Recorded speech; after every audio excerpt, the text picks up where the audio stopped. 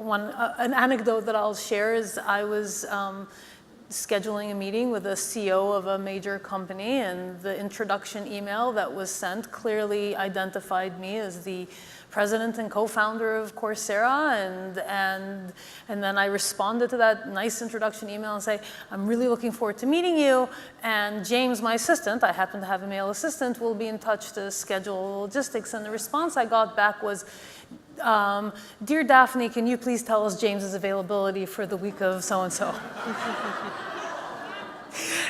And that was not the first nor the last time that that happened.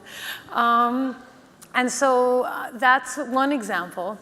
Another common occurrence, which I'm sure many women face, and I've certainly faced, is when you're sitting around at a table with a lot of typically male colleagues, and you're the only woman, and you come out and say something, and the conversation slides by as if you said nothing, and 5 minutes later, amazingly, a man says the exact same thing, only with a male timbre.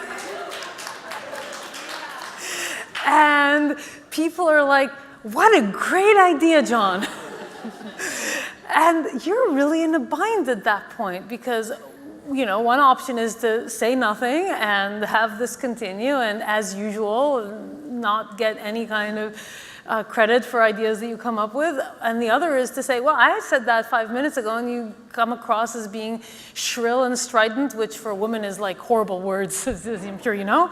And so what do you do? So there isn't any great answer to either of these events, because it's very hard to navigate between looking overly aggressive, which, as I said, is a horrible thing for a woman to be called, and just being so passive that things just pass you by. So I don't know if I'd call it best practice, but one thing that I've done that I think is somewhat successful, for instance, in this latter context, is to say, thank you, John, for elaborating on my previous point.